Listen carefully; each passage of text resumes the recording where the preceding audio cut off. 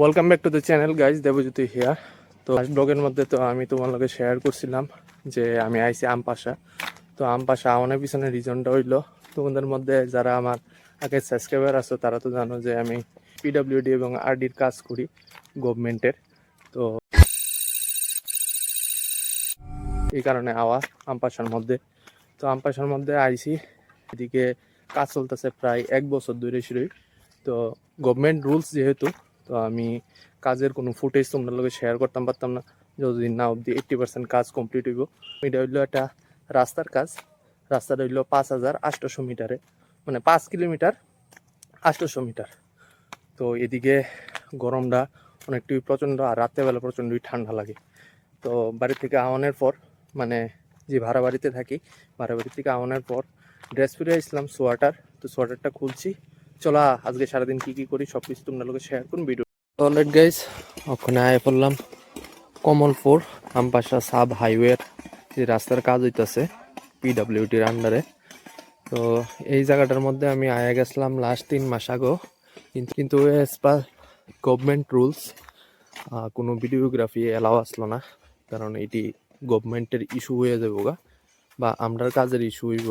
তো যেই কারণবশত আমরা কোনো রকমভাবেই পিডাব্লিউডির কাজ বা আরডি ব্লকের কাজ আমরা সোশ্যাল মিডিয়ার মধ্যে আপলোড করতে পারি না, ইউটিউব কো, ইনস্টাগ্রাম কো, কিংবা ফেসবুক কো।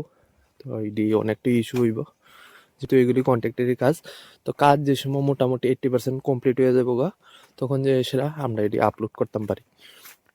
তো এই কাজটা শুরু হয়েছিল 2024 সনের ডিসেম্বর মাস থেকে। তো এখন 2025 সনের ডিসেম্বর মাস চলে। তো রোডটার লেংথ হইল 5.5 কিলোমিটারের উপরে, মানে 5800 মিটার। মোটামুটি এখন কাজ 80% ডান। এদিকে দেখতে পারতেছে, এদিকে মেটেলিং হয়ে গেছে গা, আর এখন কয়েকদিন পর থেকে শুরু হইব কার্পেটিং এর কাজ। এটার সামনে দেখো খুব সুন্দর একটা চার্চ আছে, কিছুদিন পরে তো ক্রিসমাস ডে। তো এই জায়গার মধ্যে বেশিরভাগ হইল ট্রাইবেল, মানে বাঙালির সংখ্যা খুবই কম। আমি কিছুটা জায়গা তোমরা দেখাইতেছি, কারণ 5 কিলোমিটার হাঁটা তো সম্ভব না। তো আর যে 2 কিলোমিটারের কাজ হইতাছে, এই কাজটির টিকা তোমরা দেখাইতেছি। 5800 মিটারের রাস্তার মধ্যে এই যে কিসের সোলিংটা আছে, তো এটার কিছু কিছু জায়গা খারাপ আছে, যেমন এই জায়গাটি খারাপ। তো এই জায়গাটিরই শুধু কাজ হইব, আর বাকি রাস্তা মোটামুটি ভালো আছে, এটির কোনো কাজ হইতো না। আর এদিকে দেখতে পারতেছ এই পুরোটাই ট্রাইবেল এলাকা, এদিকে বাঙালি মানে আশপাশেও নাই, শুধুমাত্র ট্রাইবেল আর মগ আছে, মানে দেববর্মা আর মগ। আর এদিকে আমার দেখা খুবই একটা ভালো একটা জিনিস আমি দেখলাম, তোমার লোকে শেয়ার করতাম চাই। এই যে এদিকে দেখতে পারতেছ একটা ফিল্টার বসানো হয়েছে, এটা ট্রাইবেল এলাকার ট্রাইবেলরই বসাইছে। তো যারা এদিকে পথযাত্রী আছে তারা যাতে এদিকে জল খাইতে পারে, এই সুবিধাটা দেওয়া হয়েছে। তো আমিও জল খাইলাম, খুবই ভালো লাগলো। এখন তো শীতের দিন, কিন্তু গরমটা খুবই বেশি লাগতেছে, কারণ নদীর তাপটা খুবই প্রচন্ড। তো ঠান্ডা জল খাইলাম এই জায়গার থেকে।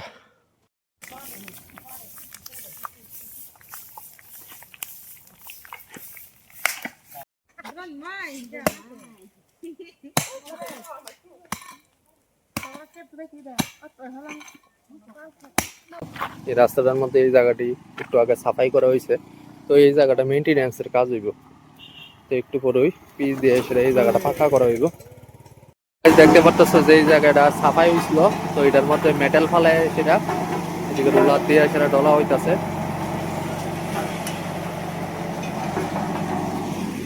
এই সাইড ডলা হয়ে গেছে, দেখতে পারতেছ সাইকেল যা গেছে, এই সাইড ডলা হয়ে আছে, কারণ এই সাইডটা বাকি আছে এখন।